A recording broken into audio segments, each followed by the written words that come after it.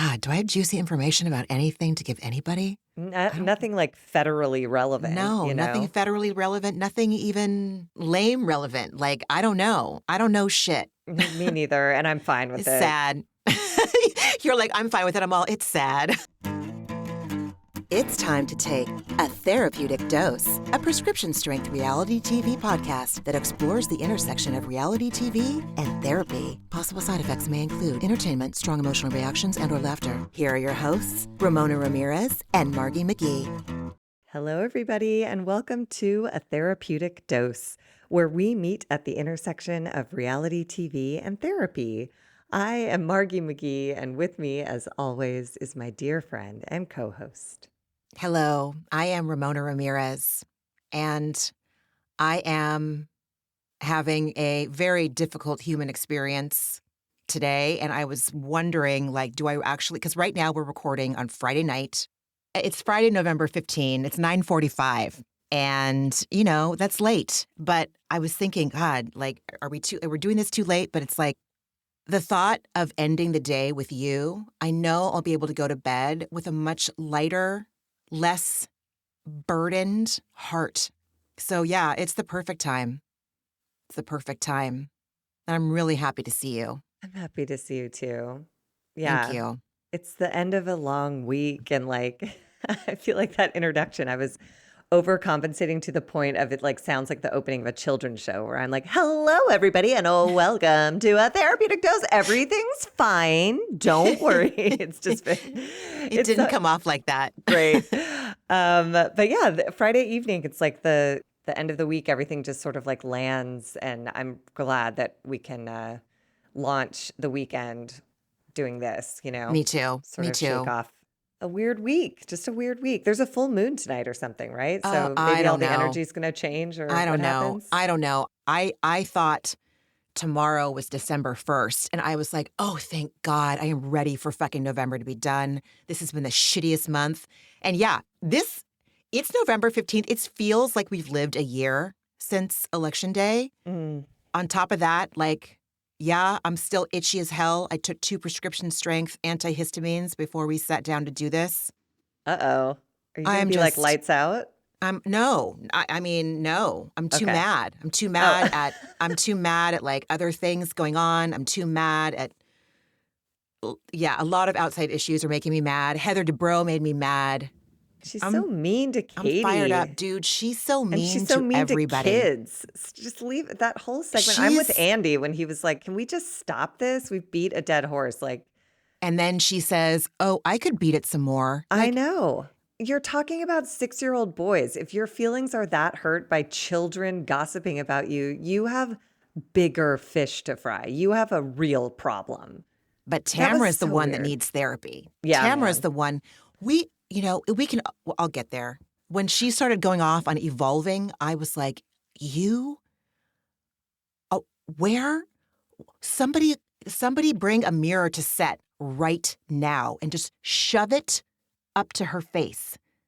I feel like there'd be no reflection. She's just like a vampire at this point. She's just a dead soul. She's repugnant. She's repellent and repugnant. I know that I use those words a lot to describe her, but what is more repellent or repugnant than Heather Dubrow? Look, she's dressed like a pile of shit, and if the shit fits, wear it. If the shit fits, wear it.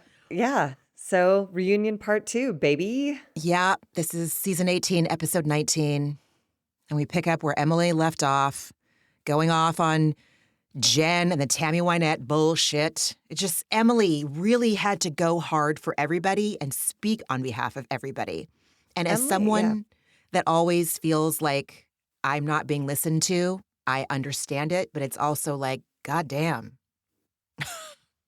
I don't know. Was behaving like she was in a courtroom. Like she just kept picking apart everything. Like when Jen was talking about having a car payment, when Andy's like, what are you doing to get control of your finances? And she goes, I know, I have a car payment and I make it. And I was like, oh my God, you have a long way to go, but that's fine. Yeah. But Emily was like, oh, wait a minute. Didn't Ryan have a car? Does that need a payment? And it was like, leave it alone.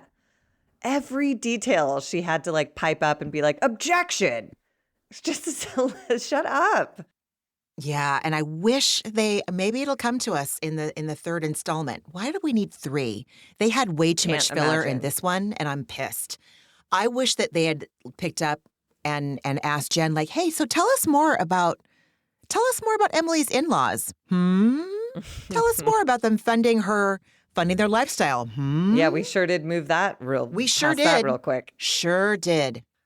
Let's see. Matt was worried at that party that he would get pegged by the feds, so he distanced himself for 3 hours. And Katie said, God damn it, I wish I'd been able to distance myself for 3 hours. And Ugh. Katie said with a straight face that she did not think that Ryan was involved. And I was like, oh, wow. But I wasn't there to hear the conversations that Ryan had with Matt and Katie. I don't know, man. I mean, she They seem basically smarter said, than like, that, but based on what Ryan told her, she believed okay. he didn't have any involvement. So I wonder if we all got our hands on Oh. the documents from the investigation, if we would have a different opinion. And it's also just not worth, who cares what Katie and Matt, you know what I mean? Like, either Ryan did something nefarious or he didn't. And it doesn't feel like you get immunity if you didn't have a Yeah, like, nefarious connection to the issue. So I don't need immunity from shit because I haven't done anything. I don't have any juicy information to give Right. anyone about anything. So God, do I have juicy information about anything to give anybody? I don't. nothing like federally relevant, No, you nothing know? federally relevant, nothing even lame relevant. Like, I don't know. I don't know shit. Me neither. And I'm fine with It's it. sad. You're like, I'm fine with it. I'm all, it's sad. I mean, but like, what am I going to, and no one would ever share anything with me anyways, because I'm such a bad, like, liar, secret keeper. Like, it all just like, I immediately turned bright red if someone was like, do you know anything about? And if I did, I'd be like, poof. Oh, I hear what you're Anyways, saying. Heather Yeah. claims that Ugh. because all of the women care about Jen, they can't not voice their concern for marrying the subject of a federal investigation. And in fairness, she has a point, but Jen says thank you, and she says there's nothing coming Ryan's way, which is true because he has a airtight immunity deal. And I think that was a sufficient Jen's version of saying, like, fuck off, leave it alone, and everyone did. Just the faux concerned voice. Oh, Again, please. she thinks we are stupid. She thinks that she's smarter than us. Mm-hmm. I fantasized today. I was in such a bad mood earlier. I was like, if I ever run into her at a Starbucks in Orange County, I'm going to say, you think we're stupid. We're not stupid. We see. I'm not going to say that. That sounded so stupid. I'm just She would something. never be at a Starbucks. That's for like dirty, regular people. She Oh, you don't has think her she's going to go get a non-fat vanilla sugar-free latte? not at Starbucks. She's going to find some, like that place in Bel Air where Sutton goes to get her coffee. She where don't know everything- cool places to get coffee. She wears, what did she wear to the pumpkin patch last year? The fucking poodle skirt and the her saddle Gucci Grease shoes. audition outfit. Yeah. She don't know cool cafes, dude. Well, then we learned that Tamra was sorry. served a cease and desist order from Ryan after her Watch What Happens live appearance, where she accused him by name of stealing money. And then Tamra goes into this convoluted ass It was so wild. justification, which it was just such a lie. It was such a lie, but she frantically was taking the airtime to like, I redact my statement. I didn't realize I said his name. And of course I take it back. And I also want to take responsibility for saying something else about Ryan, which was that the FBI raided his house, which of course they didn't. And I was like, oh my God, like those are truly egregious offenses, what she's done. If Ryan was innocent, he would be well within his rights to further prosecute her. But like, I don't think he will because it would open up more investigation into him. But she's off the rails. And I don't know if she was drunk that night too, but she sure seems to not be able to remember much. She claims she didn't remember saying Ryan's name on Watch What Happens Live. I'm like, how unconscious are you? How deep in your fucking cups are you? Literally talking about him. I watched it. We all watched it. It's literally on Peacock right now or on Hulu. I bet you can just go like dial it up. She thinks we're an idiot too, but it's like I saw her rewriting history in real time. But she's bad at it. It was so Horrible at it. uncomfortable. And she claims that all of her shit talking of Ryan was in retaliation for Ryan shit talking Eddie. There's no excuse for her behavior. No, no, no, no, no, no, no. I mean, and then Jen says people want the right to stand up to Tamra and her mouth. Yeah, and some You like know? basically she said Ryan just hit a break point Yeah. and he just unloaded and Tamra gets to say whatever she wants. She literally said the FBI raided Ryan's house. That is a huge deal. And she knew it wasn't true. She claimed the streets said it. Bullshit. Your devious Oh, little the mind created streets. it and you thought it would be fun drama for the show.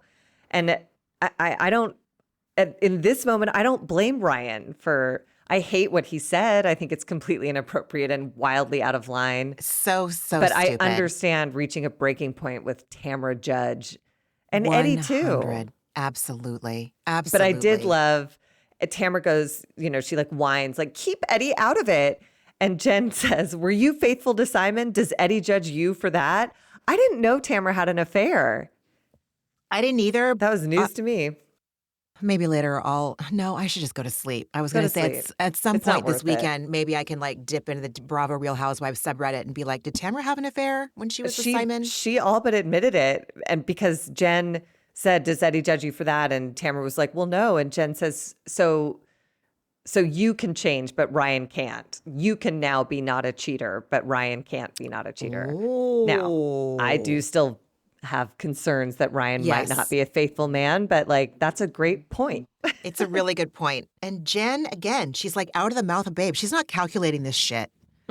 She's not calculating this stuff. And that's why she comes across as much more endearing as Tamra or Heather or even Emily. Because this she season. deals in the truth. Yeah, Jen, she when she gets does. pissed off, she's firmly planted in the truth. And these other ones are just flapping around the flagpole making noise, But Jen is just like, you cheated and you claim that you're faithful to your husband. So why could the same not be true for Ryan? Like, okay. Can't argue with that. Nope. Can't do it. Andy asks Katie why Tamra was so emotional at her dinner. I think, didn't Andy ask her that?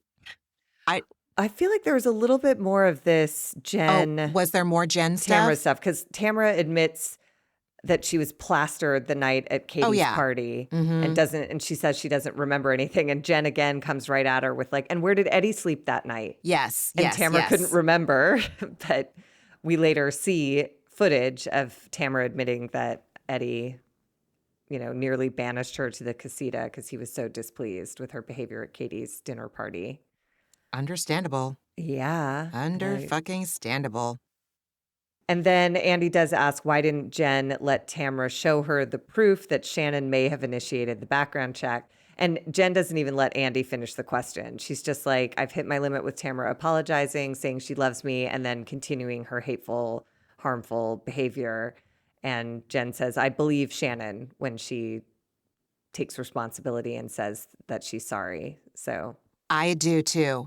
I 100% agree with you, Jen. I 100% agree with you. Shannon is so fallible and she's so flawed. We're not blind. I'm not rewriting who she is. But I don't know. Did you watch What Happens Live last night after the episode? I watched a little bit of it because I love Wendy McClendon-Covey. But I do then too. Oh my think God. I fell asleep. I don't know what Wendy happened to me. McClendon. So Wendy McClendon and Stephanie Rule from MSNBC were both on. And Stephanie Rule said at some point on the episode, Shannon is so broken, she's fixed. And I, even just saying it out loud right now, it's like, I feel that. I felt that in my bones.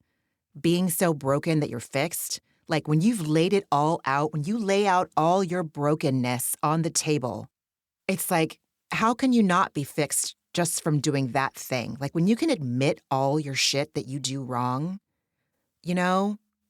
ideally what you do with that after is forgive yourself and make amends. I make the amends. I don't necessarily forgive myself. I'm working on that. It's not working for me to hate myself and beat myself up as much as I do. I get it. But I'm saying, I don't need to fucking go off. But like, I loved that Stephanie Rule said that. It made sense to me. I feel that could apply to myself a little bit.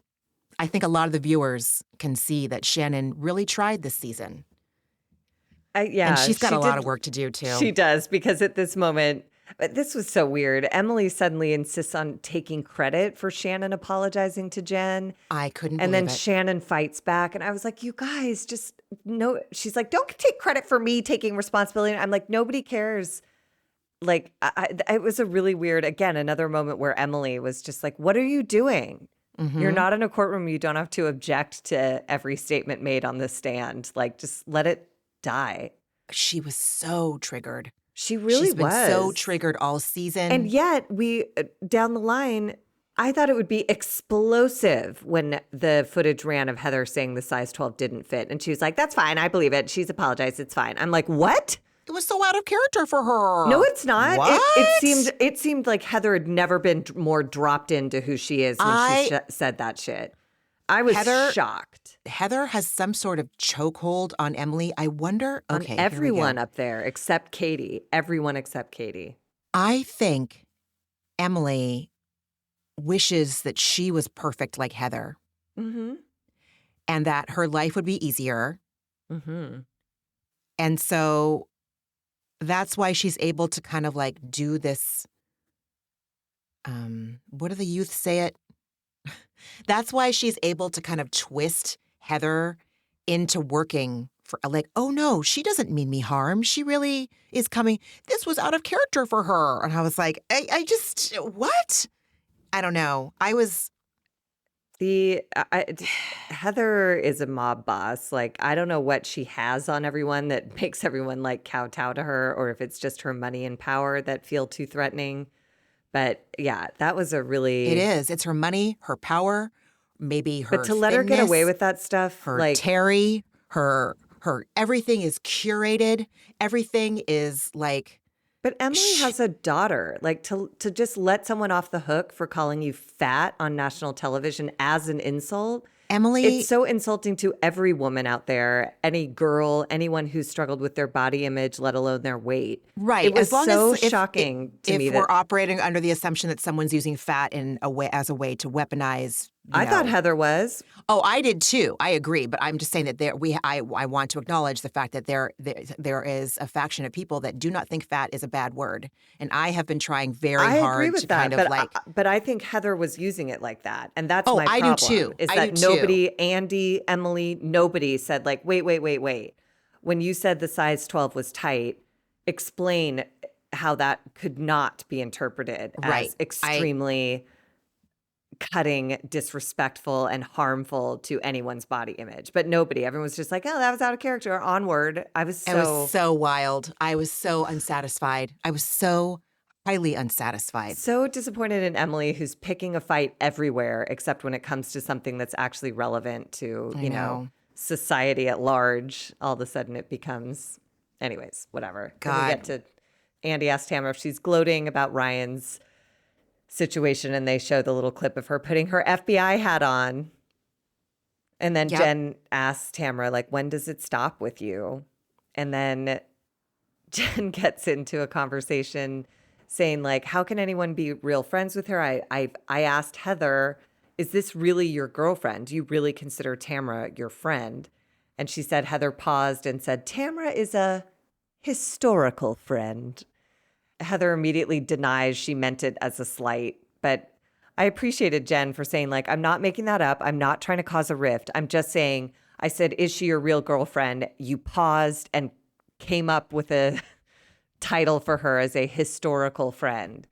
I don't know if you grokked this or not, but when she responds, she's like, I did not say Tamra was an historical friend. Yes. Like, she's the Take kind your of person grammar ass out of here. Right, that's going to use an in front of an H instead of the A, which isn't that rule that both is okay? But I think it's correct to say an historical. The Yes. only person I know who does that is my friend who has a PhD in English and is an English professor. The Right. only person in my life who does that. right, As well she should, because she's spent money and a lifetime studying that. absolutely. That is not Heather Dubrow. But Heather Dubrow can just fuck all the way off. And by the way, it makes it even more stilted to be like, I said an historical friend. I'm like, well, that's crazier. That's even crazier. And With listen, that article in front of it. I understand what a historical friend means versus a legitimate friend that you want to call and hang out with all the time. Yeah. That's like, you're like, shit, I don't think I have any historical friends, but I I mean, it's just understand the like people, concept of one. Like someone that yeah, has there's been like, in your circle for years. maybe it feels obligatory or there's some like sunk cost fallacy going on. Like, I don't Or know. they're just But around. right. I absolutely 110%. Because you know why? Heather doesn't want to be friends with someone as déclassé as Tamra Judge. Because at the end of the day, Tamra knows she's fucking déclassé. So I think on this show, when they're filming, Heather's all in. When they're not filming, do you think that she wants Tamra to come with her when she goes to some whatever in Newport Beach? I don't.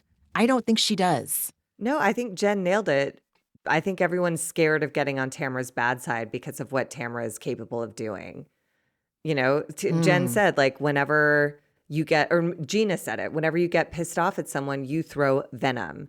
And Jen says, do you ever feel like you take it too low? And Tamara cannot personalize anything. She goes, we all do. And Shannon goes, well, I think you Jesus. take it lower. And yeah. And that's when Gina says, you know, you throw venom when you get pissed off, and that's scary. And Tamara goes, I don't deny it. And Andy said, then don't get defensive when you get called out. And she goes, okay, well, oh, okay. And she finally backed down. But And then Andy reminds her that she's starting therapy the following day.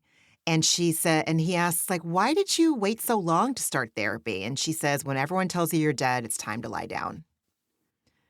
And All I think right. everyone in that situation is Eddie. And I think he said, I'm packing my truck and moving to Big Bear without you if you do not stop drinking and go to therapy immediately. I'm towing That's my what I think. Harley. Yeah. I'm towing my Harley. Me and my CBD business are out. Again, that shot of him at Katie's dinner party at the cocktail hour before the dinner party even began, because everybody already has told Tamara she's dead. But I think Eddie said, you're dead. I'm leaving if you don't acknowledge it. And she's like, fine, I'll lie down.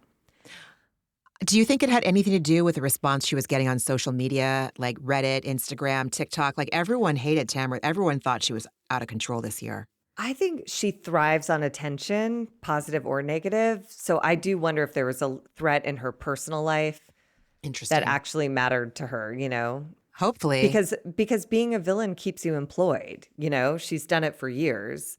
But being an alcoholic and jeopardizing your marriage, that's a good time to actually follow through and go to Sure therapy. is. And then Heather says that she's proud of Tamra and everyone is allowed to evolve and it's a great first step. And I We'll thought, see. Heather, do you think that you need to evolve? Or are you fully evolved and there's no need for improvement? Because I would love to ask her that. I would love to ask her when she's picking up her non-fat, sugar-free vanilla fucking latte from Starbucks. I would love to ask her if she needs to evolve. Because you know what?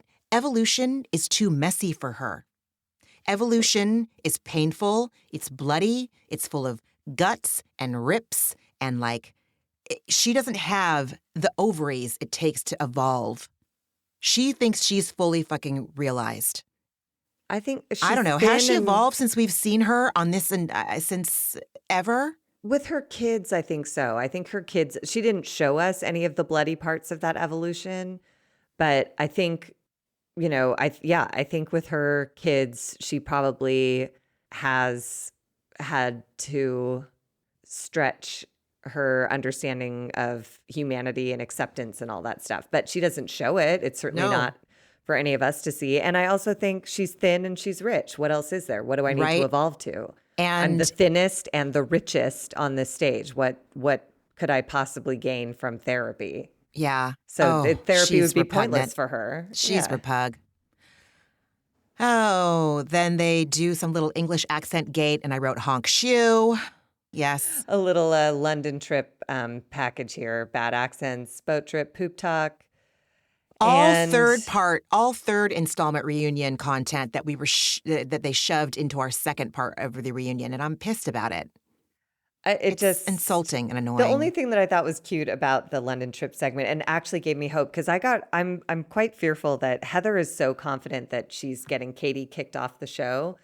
But I think she made a mistake by revealing that when the plane was experiencing terrible turbulence on the way to London, that Katie and Heather were holding hands to support each other through it, which must have been very scary. But Andy was like, oh, great. So there's hope. And I was like, haha, Heather, you just sealed your fate. Katie's coming back.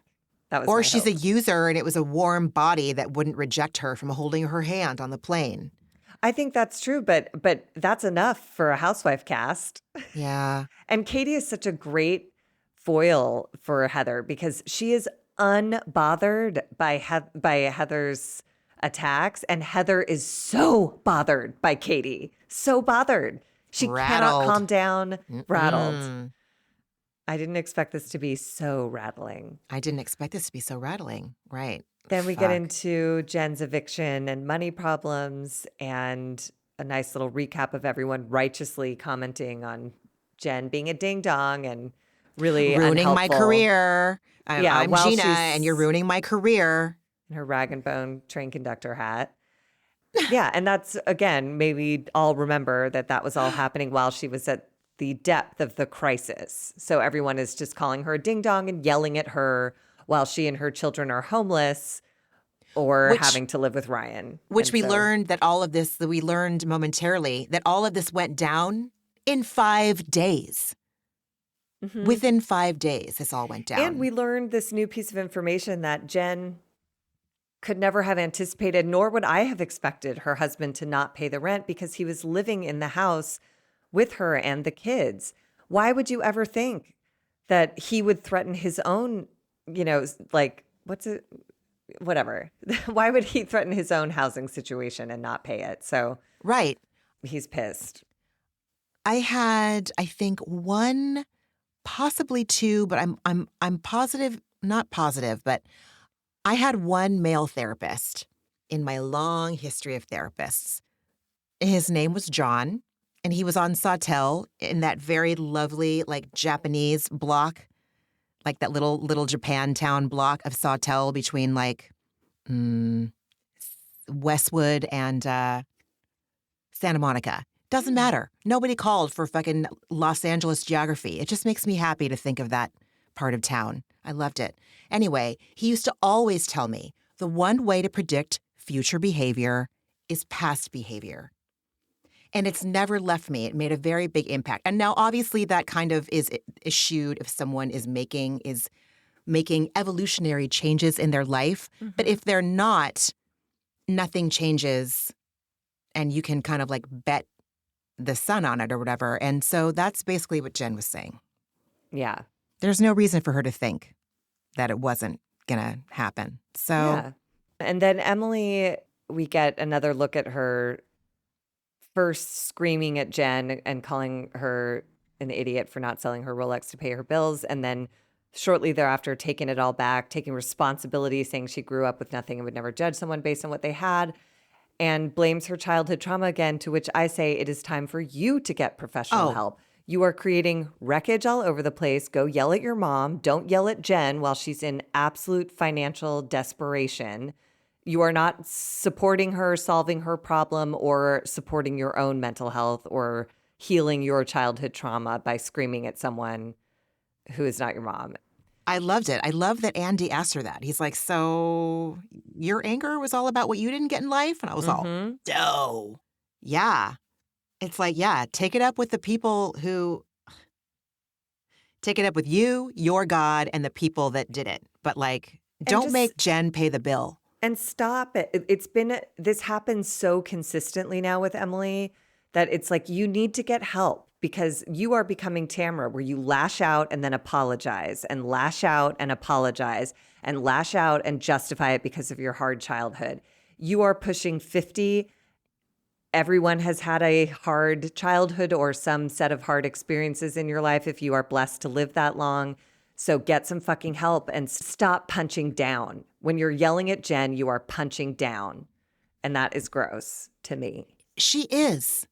She is. She wouldn't yell at Heather like that. She would never yell at Heather like that. As close as she got was saying, like, fuck off. Whereas with Jen, she goes all the way in, saying, like, all you're an way idiot. In. You're yeah. Like, yeah. With oh, my God, Heather, Margie, you're she 100% right. Said fuck off and walked away. But she did. Yeah. With Jen is a little weaker, so she bullied her. It's gross. Ugh. And then we get to the tea party dress. God, Tea party who dress gate. cares? Yep.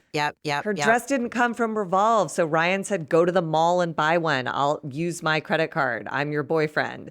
And everyone's response, it's just like, Terry buys all your dresses, Heather. You didn't perform a minute of plastic surgery. Shut up. Emily, Shane's parents buy all of your dresses. Everybody shut up. Like, unless you can trace the funds that you earned paying for every stitch on your fucking body, let the girl's boyfriend buy her a dress for her TV appearance, again, at a moment in her life where she could not feel more low and lost. And $2,000 in that world is just fucking It's whatever. nada. It's on the rack at South Coast Plaza. Yeah. This is like de rigueur. Is that how you pronounce it? De rigueur? Of the whatever, du jour of the day. I don't know. Yes. I don't know. This is not French class. This is a therapeutic dose. Heather says, I already apologized. She's got to get that in. You got to get that in that you already apologized, Heather. You got to get it in. And then she rationalizes it by like basically saying, sorry, not sorry. You and I had a conversation about finances. I gave you many suggestions that you didn't follow. I was concerned. Again, this is what I'm going to say. I'm really glad that I am not Heather Dubrow. I have a lot of shit going on right now. I got a neck that's full of hives. I don't know if my face is ever going to go back to fucking normal. I did an audition today. It was so good, Margie. I taped it at home. I fucking said the name of the product incorrectly and realized my error 2 minutes before it was due. Had a little mini meltdown with that. Thankfully, my agent fixed it. Not a big deal. But I'm just saying, at the end of the day, egregious ADHD mistakes and all, like, I am not Heather Dubrow. I'm winning at life because I'm not Heather Dubrow. Yeah, and sorry, no one called for my neuroses. No one. No, I just thought it was so, the added layer of calculation of Heather looking up the price tag and calling Tamra, knowing that Tamra is going to spread this. And that's what Katie said. That was mean girl behavior. You place the call to the person who you know is going to blab this around town. And then everyone defends Heather saying, it's just gossiping. And I'm like, to me, mean girl behavior and gossiping are one and the same. Gossiping is so damaging. What are you talking about? And by the way, Heather, last I checked, your whole season was devoted to Disney paparazzi pics, which is just gossip. It's just gossip. So if that's nothing, what has your whole season been about? What are you so mad about? Hip. Oh my God. She's Please, let's go to ridiculous. Starbucks and let's double team her at Starbucks. I just have nothing to say to her. You have lots of good things to say, whether or not she'd receive them. But it won't land. But see, that's the thing is I can't, that's my new, my new layer in therapy is like just going to an audience that isn't present, for people who can't, it's such wasted energy. I know it is. I spend all this time putting my argument together and like carefully present it to someone who is just like not capable of receiving it. And I know that going in, but I think but because I put so much time and thought into it and I've really personalized it for them to understand, this will be the time. Please. Again, Heather is going to look at me and go, she's fatter than me and poorer than me. I'm not listening. That is Heather's criteria. That will not change just because I have a good, takedown.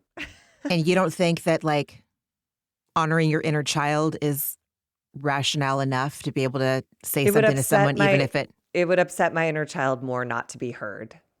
Got it. For me to express myself fully and to have someone not respond to what I said or to dismiss me altogether, that's just repeating my past. So, yeah. I'm looking for loopholes, Margaret, and you're just like, but I think I don't get any. You're right. It's different for everybody. No, I think some people do get like a sense of recovery and empowerment just for saying the truth in the moment. But because of what needs to be healed in me, I have a tendency to take my grievances to unsympathetic audiences and harm myself further by being told I'm, annoying or not, this isn't important. You know what I mean? And like, I so do. me talking to Heather, I can see the look on her face. Like, who are you? You're not important. You don't matter. And all that will do is reinforce a bad tape in my own head. Oh, So I'm God. just not going to take that to Heather. I'll take it to you and scream Please, into forever. the I void will, about it. I love it. I'm honored. I'm honored. I'm honored to validate what you need to say. I just don't think gossiping can be distinguished from mean girl It's behavior. not. And I'm shocked that Heather talk about a loophole. Come on, No, man. yeah. I was like, And everybody's supporting that. Gina's like, yeah, we all do it. I'm like, but it was crazy. It was like, what are you doing? It wasn't mean girl. It was gossipy. And I'm like, bitch, on the spectrum of They're mean the girl behavior, same. gossiping is firmly on there. I have never engaged in gossip in my entire life out of kind girl behavior. That's not. Gina kicked Travis and her children out of her house because of gossip. She said, I thought I could stop this woman from spreading untruths about me by destroying a family. Don't tell me gossip doesn't have consequences and doesn't cause harm, you assholes. Yep. I know this is just a dress, but to Jen, it's bankruptcy, it's abject terror, it's, it's just so careless and unkind. I agree. That's Heather. I agree. And it was mean girl behavior. On that cosmic and psychic scoreboard, DeBro 0, Jen 1. And then, sorry, go ahead. No. I was just going to say we just move on to Jen's award from her ex-gate. Tea party dress gate to fucking award from her ex-gate. And he's not making payments. They have an upcoming court date. Emily pipes in again and says she finds it odd he doesn't comply because he's an attorney and can lose his license as well as other types of repercussions to his career. And Jen actually had to go to his house one day and ask him what was up. And Emily basically says, listen, if he's like this right now, he's never going to change. And this is why I'm so concerned about you. And I just dude, decide what you want to do. Do you want to be a soft place for this woman to land? Or do you want to batter around for sport? Because you can't have it both ways. And if you don't know what the answer is, you need to take that up with a professional. Because she is unhappy, I think. Emily? Mm-hmm. Something's going on because she's so on edge. And Jen is so centered. It was kind of beautiful that Emily was like, I'm surprised he's not complying with the court orders. He could be disbarred. And Jen just goes like, I don't want that for him. And Emily's like, you're so respectful when you talk about your ex. I wish you were ruder. And Jen very calmly says, well, there's 5 people in between us. So Jen, as opposed to Gina, is considering the children ahead of, all else. And that seems appropriate. Broke my heart. It broke my heart that Jen had to say that out loud. Like, are you kidding me, Emily? But that's how blinded Emily is by some sort of rage that is not connected to the reality of Jen's situation. I don't know what she is reacting to, but it's intense and it feels misplaced. I agree. And then everyone, encourages Jen to build a financial life for herself. And Gina says, it's good for your self-esteem. Be your own hero. And it's like, Gina, until your back was against the wall and the wall was on fire, you didn't do anything either. Nobody changes to be their own hero. They do it because they're out of options. I'm so tired of this righteous bullshit from all these people who have also hit a rock bottom. It's, again, what I love about 12-step programs. And they hit their rock bottoms 5 minutes ago. On TV. We saw it. It's like, where is the humility? I'm sorry. I didn't mean to interrupt you. Please. In 12-step programs. Yeah, no, they just say no matter how far down the scale we have gone, we will see how our experience can benefit others. So in 12-step rooms, nobody ever says get sober. You'll be so glad you did. They say oh my God, I remember when I was whatever. They share their stories of rock bottoms and offer experience of how to climb out of that hole. But you don't go from fear to faith overnight. It's a bunch of teeny tiny steps and actions. And the way that Gina just reduced it to like, be your own hero. As if Jen would go like, you know what? Yeah, I'm going to make $6 million today on brand deals. Like, that's just not how it fucking works. I Help know. her. I know. Or don't. Like, But don't say platitudes. Be your own hero. Go away. Go she away. saw it at Marshall's on the home goods rack. That's what it sounds like. And put it in her kitchen that she now lives in without Travis and his children. Ugh. Low blow, Ramona. It's like too trite for a children's book, even. Yeah, you know what I get mean? it. It's I just get it. ridiculous. Anyways, we move into our Travis and Gina segment. And Gina says that things are good and they see each other every day, even though they still live apart. And she claims that the root of all the problems was the ex-wife, and that Gina claims she was trying to protect all of our children. But she also claims that this ex-wife's behavior affected her and her kids in a different way, specific to her, which is just bullshit. She created a family and then destroyed it, looking for an easier, softer way. And it didn't work, as she found out. You don't stop someone spreading lies about you just because you no longer live under the same roof. No, but you might teach your children that what you do when something gets really hard is you bail. 100%. And what she taught Travis's children is like, if you are connected to anything outside of your control that isn't easy, then people bail on you. Oh my God, Margie. And it's so, and again, they were with her through Matt's trial, through Gina's alcoholism, through and her DUI. Those kids were in the house with her through all of that. And the second their mother is acting out, I keep going on about this, but I listened to, did you listen to the Bravo Docket episode? I did not. Wait, which one? About where they read through all of the complaints in Travis and his ex-wife. No, I didn't. It's fascinating. Okay, I'll have to listen to that. She is not well. That's what I've heard. But Gina is not under imminent physical threat. It's just annoying. It's an annoying ex-wife. And there's no reason for Gina to have done what she did. It's really unpleasant, but like, it's not unusual for divorces to get unpleasant. Like, I don't know, like, I don't know what Gina expected. And hers was unpleasant too, which she seems to do. Yeah, you get it. Anyway. I know. But that episode's really good. I highly recommend. All right. I'll listening to it. I'll listen to it. I'll listen to it. I do think it was interesting what Gina said at the end. Someone asked if she thought that it would be the ex-wife would lay off or it would get better now that they've separated. And Gina says, I don't think it will ever get better. And I had to learn how I can live with this and still keep this incredible person in my life. Singular. Didn't mention his kids. And for now, this is how I can achieve that. Again, I'm just so, I don't know why I'm like obsessed with Travis's children, but they are suffering so majorly. And like, it just sounds like she's just like, don't oh my care. God, I'm so sad. Oh, that's so sad. It is really sad. That's so sad.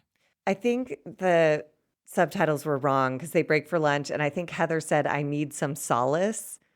And I think someone responded, you need solids? And Heather goes, no, I don't eat solids. Yeah. I was like, that was my God. I was just hoping that she was joking. I think she was, but like, it was just, I don't know. I'm glad they left it in because it's just, again, Heather Dubrow is, everything she does bothers me. She can't do anything that doesn't get under my skin. No, they break for lunch. We see Lexi arrive and go to her trailer. And then we see Heather on camera, of course, on camera, checking in on Shannon. Are we good? We're good now, right? And I was like, you know what? Go evolve, bitch. Why don't you go evolve? In her little Gucci pashmina. Are we good? We're good, right? On camera, she has to do this. But she also gave herself the loophole of, and if we fight later, that's okay. And I was like, don't do that. Like, Dude. It's so manipulative and controlling and evil. She's so unsatisfying. She's the opposite of Bandon sticking his hand in a bunch of hard candies. So satisfying. So cute. She's so unsatisfying. She is unsatisfying. We check in with Katie and Jen, and Katie asked Jen if she felt like Katie put her in a bad spot by asking her about Heather gossiping about her dress. And Jen says no, because it was mean girl behavior. When you take a comment like that to Tamra, you know what you're doing. And Truth. then we see Gina and Emily. And Gina says the most incomprehensible thing I've ever heard in my life. She says, maybe Heather has been a mean girl in her life, but not to Katie. I'm like, did you watch this season? Every frame of it is her being a mean girl to Katie. What is going on with these people? I think that, it's a cult of Dubrow. Gina is glad that she's not the bottom of the totem pole this season. Yeah. It's Katie. It's Katie. Katie's lying. Katie's got a shady history with the cops. She gave custody up of her kids. Like, Gina is just like wiping the sweat off her brow, proverbially, like, phew, it's not me. Yeah. My extensions aren't even bad this year. All I wore was a bad newsboy cap. That's the only thing anyone can accuse me of. And that confessional outfit with her Boba Fett hair. The disco. Oh, the Boba Fett hair. Oh, yeah, I forgot about that. Yeah. Terrible. Yeah. Anyway. And then we see Tamra visiting Alexis's trailer, giving her the advice to try not to be John's voice. And then Alexis just immediately insists, like, well, the truth has to come out. And if the lies had stopped, I wouldn't have to be John's voice. And it's clear we're about to just hear a script that John Jansen put in Alexis's mouth. Oh, God. I think that Alexis is like a little out of touch. And I think I feel for her a little bit, the littlest bit. It's like, she has all this focus on John and not on her own life. And I wish she wanted better for herself. And she says as much at the end of the episode that she needed a reason to get out of bed. And I think this is all motivated by grief. It's completely all motivated by grief. Absolutely. Or the avoidance of grief. Yes, that's what I meant. Yeah. All of her absolutely. anger, all of her lust for John. Mm-hmm.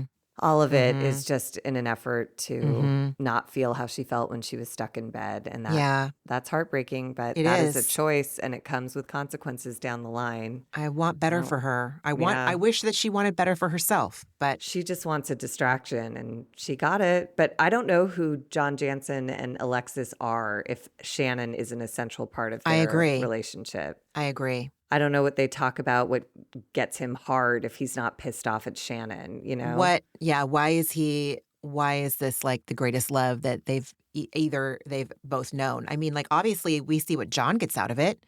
Alexis, for all her faults, she is bubbly. She does seem to obviously have a loving heart, and she does seem to be accepting of people. Obviously, Shannon is excluded from that. But other than that, like, what does he love about her? Like, I mean, what does she love about him?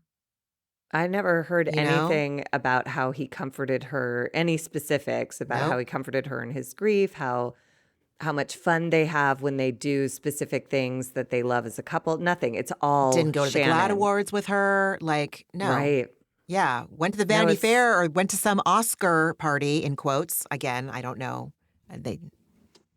They didn't go to like a real Oscar party. They went to like they went to like some, I don't know, screening party or something. Right. But yeah. I don't have great faith in that. I hope it doesn't come to fruition in a marriage. And if it does, I don't have great faith it'll last very long. I mean, not my circus. His drinking bothers me, and I don't. Monkey. That is a progressive illness as well, and that's not a great Agreed. long-term plan. Then we get to the Emily and Heather package where we learn about Emily losing 40 pounds, and we get to revisit the fashion show with the oversized jacket and the large version of the little back dress, and Heather's confessional moment where she says the dress was a size 12 and it was tight. And she just like coldly apologizes as it's running, like, again, I'm sorry for that. I apologize again. She can't sit in not being perfect even for a minute. She had to. Katie nailed it. That's what Katie says. She's like, I think Heather gets really defensive when she's not painted in the perfect light. And Heather can't help herself. She goes, oh, shut up. And I was like, proving her point. Right there. Yeah. Right. I mean, literally right then. Yes. And Tamra and Heather laughed extra hard and extra hard, like, and extra loud and extra hard, like pointedly so, when Emily's tape is of her referring to Katie as the 5-minute girl. Like, I don't know if you noticed that, but it was like I mean, yes, full ass mean girl behavior. Like, oh my God, it just, so, like, Heather is never that effusive No, and and I think they just just assume she's going so to be gross. fired, and I really hope that Andy doesn't let that be so. They touch a little bit on Tamra bringing up on camera that the kids shit-talking Heather. Emily denies her kid said anything. Katie's daughter denies initiating the conversation. And, and Heather is just so butthurt by children talking about her for 5 minutes. This, again, was like one babysitting occasion with 2 6-year-olds and a 20-year-old. Like, you're 100 years old, Heather. Move on. And Katie didn't plant that. Nobody's that manipulative. And Katie and her daughter have both said we were laughing about it. It was like it's just, I cannot believe that Heather is so, I don't know. I can't believe she's so invested in this gossip item. And I know she's trying to turn it into Katie being a bad person, but what it's shaping up to be is targeting a 20-year-old girl. And it gets worse as this goes on. But like, she's 20 and you're allowed to fuck up when you're 20. And I'm glad your kids are perfect, Heather. That's great. But some 20-year-olds like go on TikTok and do lip syncing. Like, go on TikTok more. There's far more offensive shit and far like it's what she did is nothing. It's absolutely, who cares? Stop caring about what a 20-year-old is doing. Ew. I agree. Get back in your own life, you idiot. I agree.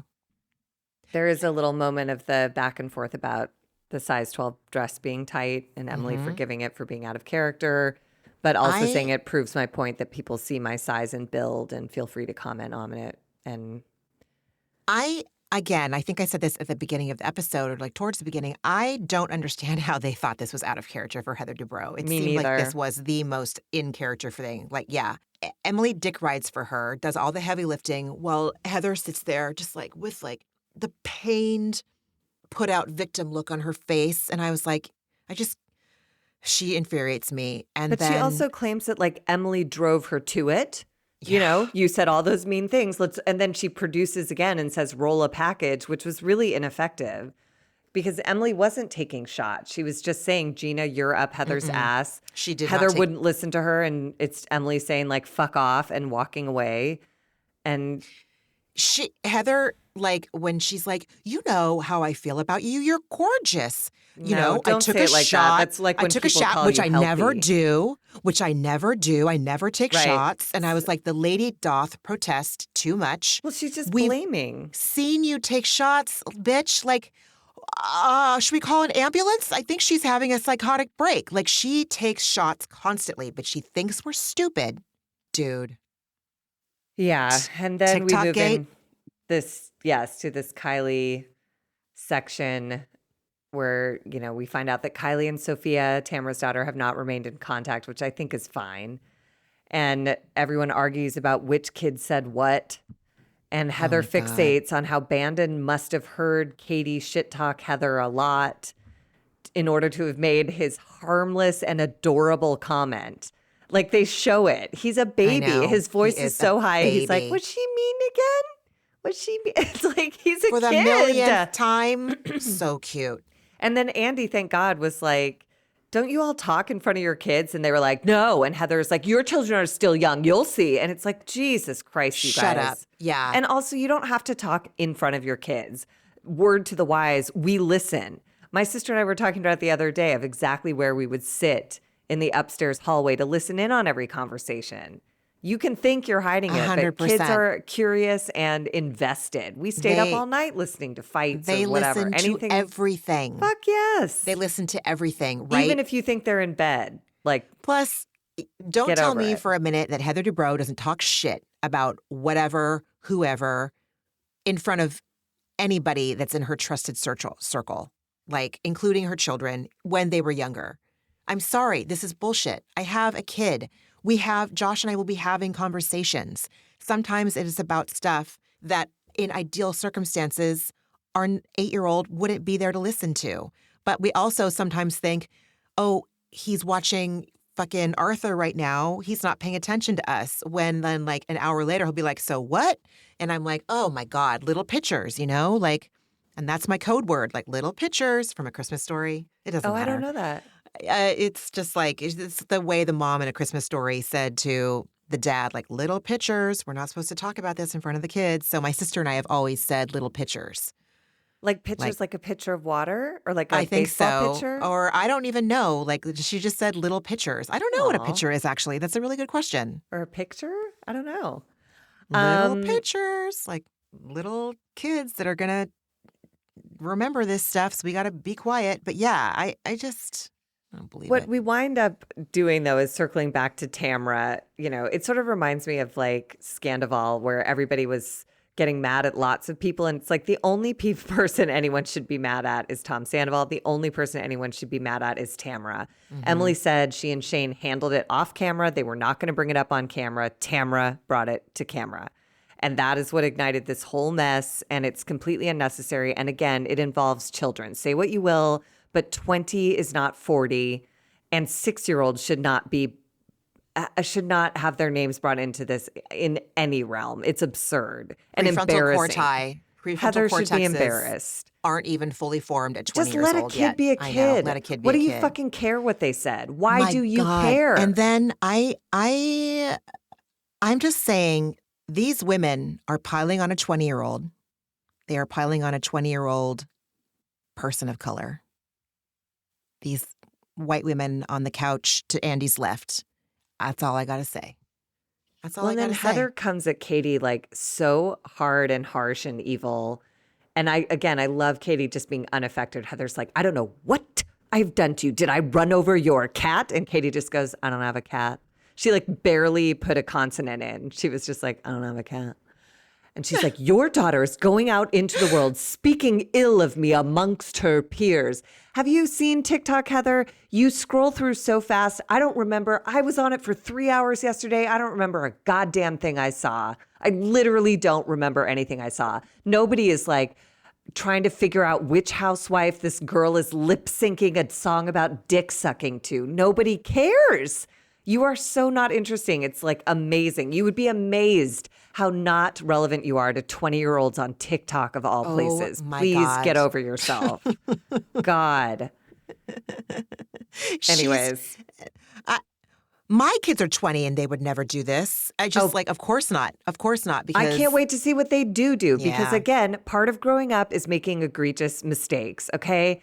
So like I'm sure you will cover it up and we'll never know what it is that they do, but just if you're 20 and you're out there, like you're going to make mistakes. Don't Yeah. feel like you have to edit your TikTok content with a Heather Dubrow monitor in mind. Make mistakes, make I big know. choices and I learn know. from them early, for Christ's Oh my sake. God. Tamra, even Sophia was a little bit disgusted. And then Heather tells Shannon there's tacit approval in what she's doing. And I And just Shannon came down too, saying like, if I I saw know. my kids, I'd tell them to get the fuck down. And I'm like, oh, but you wouldn't tell yourself not to drive your car into a house? Yep. Oh, okay. That's Well, okay, Shannon. You're a great parent, Shannon. You've Great done job. in your little nucleus of a family, in your family with you and your 3 daughters, you've already done the humiliation. Yeah, And you got you in did a it fight with your firmly in boyfriend middle and age. got drunk and Right. peeled out and ran Right. into a house. Right. So you have get off your soapbox immediately. You are so Dude. embarrassing. Dude. So yes, And Andy shuts Katie it. the whole time is saying, I was expressing my disapproval. I asked her to take it down. She is 20. She is an adult with free will, and then Heather's like, why didn't you get on the text thread and say, I'm sorry, ladies, I asked her to take it down. And Katie was like, it didn't occur to me. Because again, Katie is living in reality where a 20-second TikTok video doesn't feel like it's this big of a fucking deal. So this was just a really weird moment of fixation for all of these women. Honestly. Like you said, there was something really Yep. sharp and ugly about the target. Coded. And coded. the age, like every piece of Yep. it is just like Yep. you talk about punching down. Mm-hmm. You've chose the youngest, like most, minority group that this show has ever seen. And, like a TikTok lip sync video. Mm-hmm. She didn't even get on there. Heather's like said, she's on there saying, we're gross women who suck dick. I'm like, no, she lip synced a song like literally everyone does. Like, what? That's the whole point of that That's the platform. whole point You of that platform. dumbass. Ugh. Oh, she's such a, yeah, she fully Karen'd and okay boomered there. I don't Yes. care how old she Yes. is. She might not even be in the boomer gen, but I don't No, care. I think it doesn't matter. They all became boomers in that moment of just like, Honestly. you are so out of line. And again, 20 is not any 55-year-old screaming at a 20-year-old is disgusting to me. I would fucking never. Disgusting. Yeah. You're not Alexis supposed to. entered, Yeah, okay. and Andy. Oh, wait. Did you have anything else to say No, about I'm that? done. I'm done. Are you sure? Yes, Okay. I'm done. Okay. So Alexis comes in, and Andy's like, "You seem to have reclaimed the Jesus Jugs." And she's like, "Yeah. Okay." Yawn. Andy congratulated her like wholeheartedly on her engagement. And I thought it was kind of irresponsible of him to do that. I I guess feel it's like the nice thing to do, but like, congratulations are in order. But instead he was like, like he was just really effusive about it. And I was like, Shannon is sitting right next to you. And also, really? Is this what you want for her? I I think he don't was just know. trying to like mood spread, Okay. because it had gotten Okay. so gross and dark. And he's like, Okay.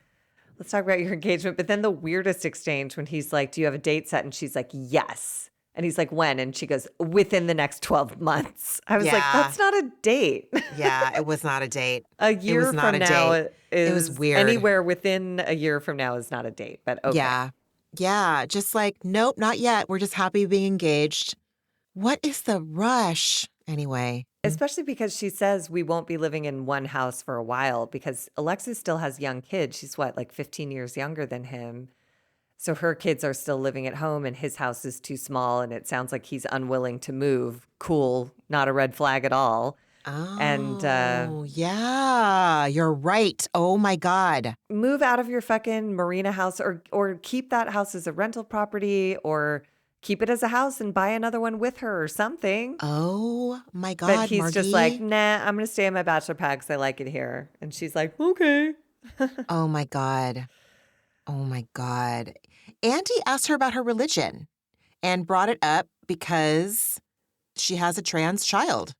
I love that he brought this up because we're all curious about it, Yeah, Andy mentioned that when she was last on the show a decade ago, she was very religious. And they show a Mm-hmm. little clip of her saying that the hierarchy is God, marriage, then kids. My God. And that actually gave me a lot to think about. Like, I wonder if I believe that or not. I haven't had to test that, but it's interesting. I didn't like it. I think it sounds It sounds weird because gross. it feels like kids they're Yeah. dependent. So like, how It's can they come after? I right. understand needing to tend to your marriage, but like, if a kid Mm, has pneumonia, you can't be like, well, it's date night. Like, right. I guess I don't understand how you actually put that into practice when you To actually have kids. to me, If it someone reeks needs a diaper change, you can't like, right. Well, I mean, I don't know. Maybe. I don't remember what franchise we were talking about that got me really triggered, where I feel like children are the most like, ooh, see, I might cry. They're just not taken seriously because they're little. And so that's what that saying reeks of, like God and then your spouse, which we all know historically in religion, that means the man is more important than you. I don't think that women are look at trad wife bullshit. It's the man. It's the man, honey. And then the wife, and then the kid. But the kids are like persona non grata. The kids are just extensions of you. They are not their own people to be respected. And it makes me violently angry.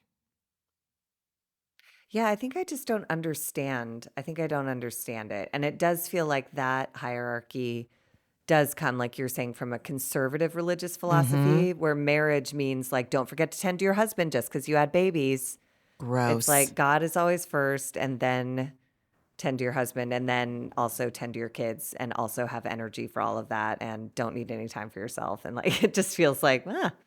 But Gross. she says that if you believe in a higher power, you'll be a better person. And I was like, well, that's a very vague statement, but okay. And she says that She seems to be claiming that she's always had a mind that anyone should be able to live the life they want. But Yeah. now with a trans kid, she understands the pain that goes along with the life of a queer person. And that has made her more vocal, which I appreciate I about, do too. you know, tolerance, inclusion, rights, equal rights, all that stuff. And it's Oh my nice that God. Alexis and Heather have bonded over all of their kids, their queer kids and their other kids. Yep. Yeah. And then we learn that Tamra and Alexis squashed their beef at BravoCon 2023, and Alexis apologized to Tamra for the lawsuit.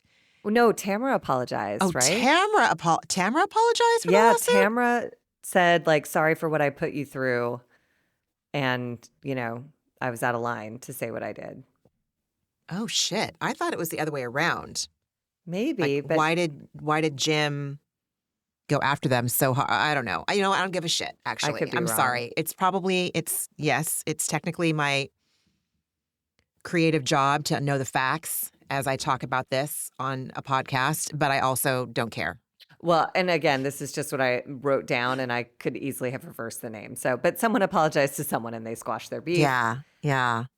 And Andy asked what it was like coming back to the show after 10 years. And this is like the one moment where Alexis opened a little chamber of my blackened heart. And she said she couldn't get out of bed after her mom passed. So she needed to get back to work. Mm-hmm. And I believe her that she was grateful for this opportunity coming along when it did. Agreed. And it probably saved her in a way. Agreed. Then Andy asks Shannon what the status of the lawsuit is, and she's still waiting to hear back from John. He was willing to lower the settlement to $70,000, but he won't sign a mutual non-disparagement agreement. Then we go back and forth to what does Alexis have? What do Alexis and John have on Shannon? I'm calling this video gate. What's on the video? What's on the video? And it's then they start talking about the truth, and Alexis says that Shannon has a strange relationship with the truth, which is parroting what John said, and everyone brings this up. And then we see the flashback of the lawsuit text from 2018, and Alexis says it's not what Shannon says it is, and she tries to say that the text back then wasn't a threat because there was nothing legal attached to it. And I said, what? This is a stretch, as the kids like to say. This is a stretch. It's just trying to get off on semantics. She said, and we Totally. noticed it in that premiere episode. She said, there's no legal document with my name on it. Correct. Yeah. It's just okay. Yeah. I But saw the text and I saw do the intent. Yes. I do think it was interesting, the video stuff. I don't think it was as much about what's on the videos as I think John has punished Alexis for bringing up the videos on camera, and now Alexis is trying to buy it back because that added an extortion element to Shannon's case.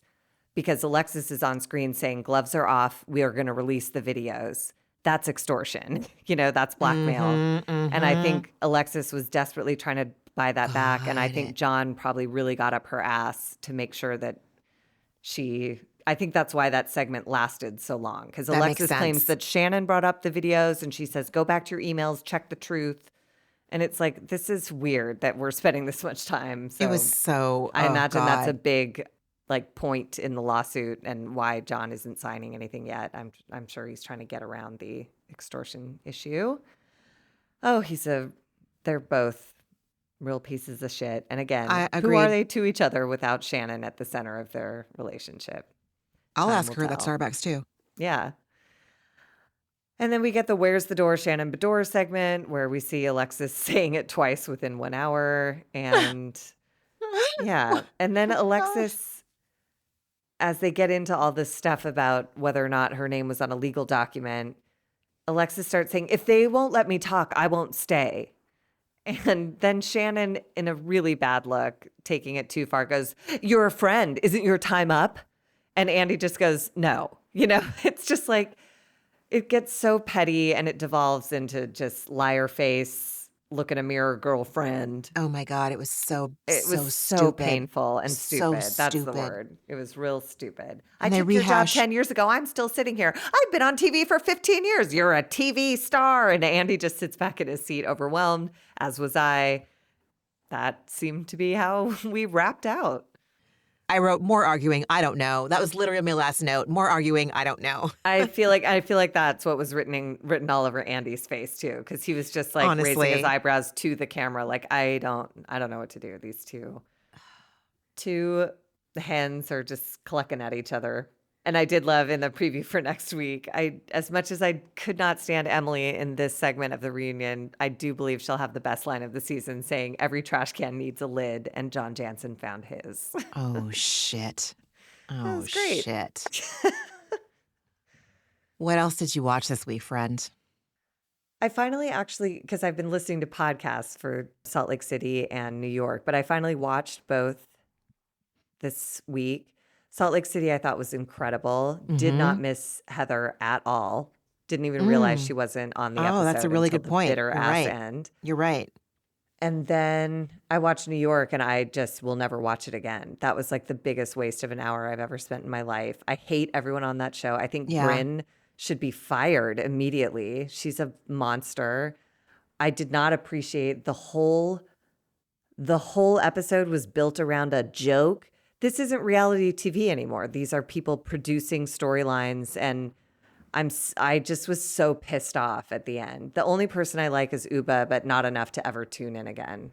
I'm done. That really it took me to my limit. I was so angry. I was too. And I what was is too. Brynn doing wearing like a back off I'm gay shirt? Like, are you not? What are you doing? Reddit's real pissed. Reddit's Well, I real don't pissed about her gay understand. baiting. Yeah, I know. She's got that. You know, she can be cutesy and provocative. But she And lied. She know. blatantly said a lie that we see recorded. Jenna saying, "I will not say that whoever has bad style." I don't even know what the fuck it was, but Yeah. Brynn Jessel delivered isn't the news basic. right. Jessel Brynn isn't said, basic. Jenna absolutely said, "You're basic." Then we see the flashback of Jenna saying, "I will not say that Jessel is basic." And I was like, what is this show? Why am I watching this? And then it's like, ooh, Rebecca's pregnant. JK, we made a big joke. I'm like, why am knew I it was a watching? joke. I don't know I how I hate knew. Erin. I but hate looked, her. I hate Erin.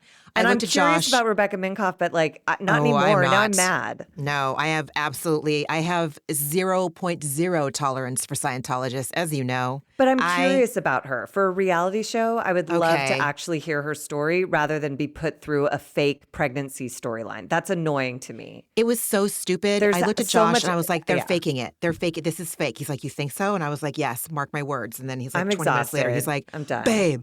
Babe, you were right. Babe, how'd you know? And I'm like, because it's stupid. Like, this is so Erin's stupid. stupid. Yeah. And everyone, that was just, it was, Yeah. I'm done. I will continue to listen to podcasts, recap it when I'm in traffic, but I'm not ever going to sit down and watch it again. Yeah. I enjoyed Jessel, but like everyone else, I either feel meh about or absolutely am disgusted by. I don't care. Jenna's not interesting to me, like in the slightest, at least in the episode I watched. Erin is atrocious. Repellent and repugnant. And Absolutely. Brynn is just like unconscionably awful. It's not cute. She's not cute. Not She's anymore. just an asshole. That shtick is over. Josh was so annoyed by her. She's awful. He was so annoyed. And he doesn't really get like heated. Like he scrolls on his phone and watches. And Same. And it just kind of depends on what kind of mood I'm in, if I'm going to scroll and watch. Sometimes like it's like, Ramona, just put the phone down and like get engaged with this show. Just like just watch the show for Christ's sake. Yeah, he got heated. He got real heated on Brynn. He's over her shtick. He is just like, she's ridiculous. The whole show is shtick now. It's not a reality show. People are not stoked on New York this season at all. They should all be fired. And Yeah. whoever is producing that, shame on you for allowing any of that shit. Like that should have all been on the cutting room floor. If it meant there were 3 episodes this season, how dare you waste an hour of my life with that? Honestly. Especially because Salt Lake was so good. And in terms of what's relevant to our podcast, the Mary and her son storyline is devastating. Dark. And really, but so relevant. Yeah. It's not unusual and it's not like any kid takes their first pill expecting to be an addict. It happens. That's what happens. And Mary is a classic codependent, blaming herself. Like I just find that I'm really, as a public service, I'm glad that's going to play out on TV because I think, kids who are suffering an addiction, kids who are not in addiction but have siblings in it, parents who are trying to know what to do. Like, I'm curious to see how Yeah. this plays out. Anyways. It was so uncomfortable. I was like, oh my God. Oh my God. And I saw like and I could, listen, I got real Al-Anon. I saw like the aerosol can Oh, on his yeah. desk. Oh, And I was all, everything. There was so oh, much paraphernalia in that room, on the bed, and they were so checked out. It's they were just, so checked out. It was just so painful. It was excruciating to watch. It was uncomfortable, and rightly so that should be uncomfortable. and That that's what I scene. appreciate Yeah. about that show is like, that's reality. Thank you for letting us into your actual lives and experiencing, Mary like that. I feel for her. And I know Mm-hmm. she's been a villain for all these years, but like she doesn't know what to do. And then I did think it was interesting seeing Bronwyn, the dynamic between Bronwyn and her My abusive, God. like Tom Girardi echoes of My Tom God. Girardi husband. I He's mean, terrifying. it's like, how they say, like, what, like the writing was on the wall, like when a scandal happens and people start like dissecting the carcass of the season that we just watched. Like, I think this happened with Scandival.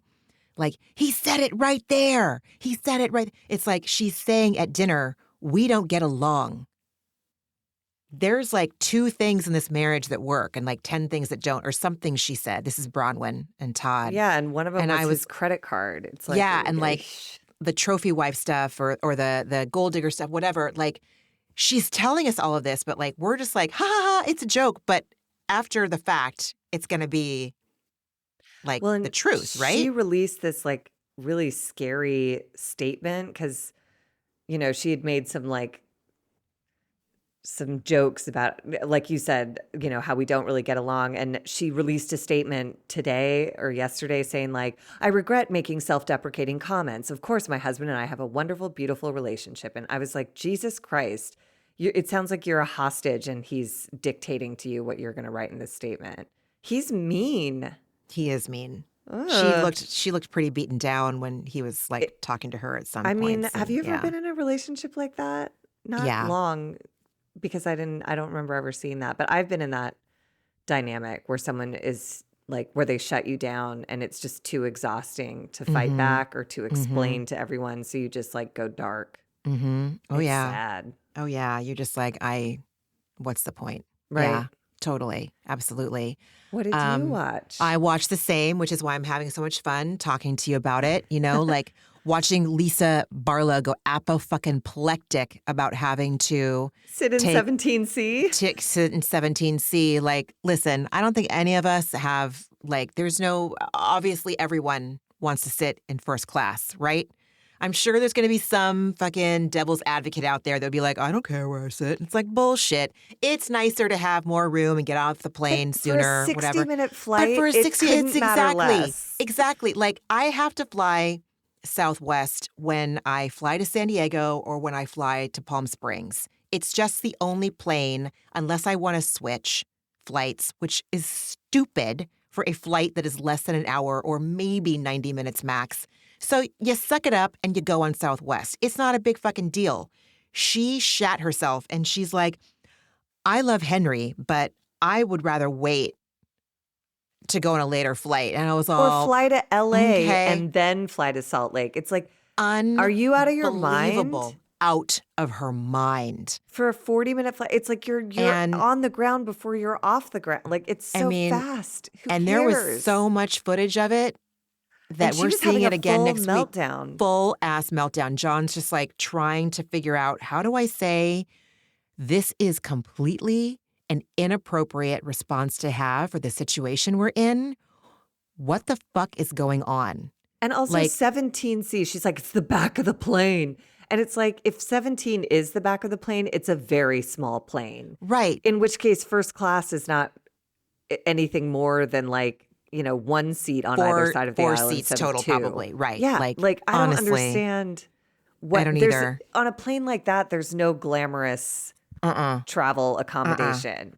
It's so stupid. And I loved Unreal. him for saying, like, just close your eyes and pretend you're in first class. It's like, for 60 minutes, anyone can do that. She's crazy. I She hate is her. repellent and repugnant as well. Yeah. She's so, I used to just really love her. We all did. And I don't know now what I'm just like, happened. gross. I don't know. She got hired her own supply or something, or I don't know what. But I right can't now, figure it it's out. like Angie K is the only person I find charming on that show at all. I do really, appreciate Bronwyn for like not taking any shit from the women. But, again, I've only like seen one proper episode, so I shouldn't really talk. But yeah, I think she's fake as fuck. yeah. But I did like her for saying, like, I go to the bathroom and you call Heather. Fuck you guys. Yeah, This is that my was trip and I asked ridiculous. you like That was not to so do that. So stupid. go to hell. She's my But then friend. her And it's like, husband. Lisa, you hate Heather. You No. hate Heather Gay. We have eyes. Like, the internet doesn't forget, and the shows are streamable. Like, what are you talking about? At the beginning of this season, I think they probably still had beat. I don't give a shit. But yes, that's what I watched. That's what I watched. It was fascinating. What was your antidepressant this week, friend? My antidepressant this week, it was so Wednesday I had a day. It started lovely. I teach this class on Wednesday mornings that I love. And then I had a really gnarly day at work and I wound up leaving early. And I called a friend who told me about this group that she does this like spiritual practice with. And I was just in such a mood that I called her and I was like, hey, is that thing happening tonight? She's like, it's starting right now. Jump on Zoom. And I did, and it happened to be a group of like all female TV writers, all doing this like spiritual practice. And a number of years ago, I had a bad experience with female TV writers, and it really scared me and soured me. And for a bad day at this job with a male writer, leading into this like beautiful hour and a half with 8 incredible female TV writers guided by a very like purposeful value system. Like it was like beautiful. And I know it sounds like a little woo woo and weird, but like I needed woo woo and weird. No, And it like doesn't at it's all. also just one of those like convergence of like, thank God I had a bad day because that means I left at an hour that dropped me into this thing right as it was starting. And what luck, So Absolutely. now I'm going to leave early on every Wednesday so that I I love can that. be a part of that. It was great. It doesn't sound woo-woo at all. It sounds beautiful, and It I'm was. thrilled. I'm Me thrilled that's how too. you ended that day. I'm thrilled. And they talked sometimes in specifics about the industry and a lot of people reporting in on the status of projects, some going very well and some hitting walls. And they, as like a collective group, would just go like, bless that closed door, bless that closed door, keep it moving, And I was like, oh my God. Oh, I needed to hear that right now. Yeah. So did I that whole night. And it was the refrain all night. And it wasn't like, it wasn't with pity. It was just like, bless that closed door. What's next? What else do you got cooking? What else is on your agenda? Let's go. Let's fucking talk about it and get you excited about that. So it was really fucking cool. I feel really lucky that I had a bad day that led me to get to participate in that. I'm really glad, Margie. I'm really glad. I'm really How glad. about you? What was your antidepressant? Doing this right now, it's true. I feel infinitely less emotionally burdened, and my antidepressant is that I'm I'm titrating back up on a med that I recently went off of because, well, I thought I didn't. I thought I didn't need it anymore. It had Sometimes you been gotta years try to find doing out. lots of things, lots of successes with ketamine therapy and all of that. But turns out I do need it. But this was the week where I got to go from like the starting dose. I got to double the starting dose. So I'm titrating back up to get back to my therapeutic dose or whatever that new therapeutic dose is. So a literal antidepressant is my antidepressant this week. Amazing. Better living through chemistry. Hell yeah. Live it, learn it, love it. Oh, and I am very grateful. I'm just real grateful for my professional medical team, my psychiatrist, my gynecologist, my therapist. They all work together. I send all of my notes to them because it's all related. And they all know each other and they all love each other. And I'm just like, oh, thank God. Yeah, I'm grateful for it every fucking day. And it's all because of my kid. Because without having my kid, I don't know. I mean, I guess it's possible that I would have been looped in with my therapist and my psychiatrist and my ketamine therapist. It's possible. I sure met them because they were all at UCSF obstetrics and gynecology when I was pregnant. Serendipity, baby. So seriously, yes. We And both experienced that. That's yeah, a we did. common thread in our antidepressants. You're right. So, That's real. I'm just saying that out loud so I can remind myself serendipity is real. Grace is real. Like unearned gifts are real things. Bless that closed door. Right? Margie, everything you say I take as real. You're my emotional touchstone, Aw. you know? I mean, a huge emotional touchstone for so many years now. So what you say has such gravitas. I'm just repeating what I heard those that are smarter than me relay. So, Man. um, I love you, friend. I And love you I had too. as I suspected, like I feel so much better now that you and I have chatted for 90 minutes. And if anyone is listening right now, I hope that you feel better at the end of this 90 minutes as well, or something, or just like you're able to chalk that 90 minutes off the clock and it's 90 minutes closer to bedtime or something fun that you wanted to do, whatever. Just thank you for listening. And as independent content creators, we really appreciate when you spread the word about our podcast. So if you know of anyone that you think would enjoy it, please just send them a little link to it. And you can always reach us at atherapeuticdose@gmail.com or find us on Instagram at A Therapeutic Dose. That's all I got. That's all I got. Take good care of yourselves. Yes, and we'll please talk take good next care of week. yourself. Bless those closed doors. Bless them, baby. And look for the serendipity, right? Oh, I always want to tear up. All right. Love you, friend. I'll talk to you later. All right. All right. Bye, everyone. Bye. Ramona and Margie are Obviously not doctors and do not provide medical advice. Their content is intended to be used for entertainment purposes only. It is not intended to be, should not be interpreted as, or used as a substitute for medical advice or a diagnosis of any health or fitness problem, condition, or disease, nor a recommendation for a specific test, doctor, care provider, procedure, treatment plan, product, or course of action. My mom isn't a doctor.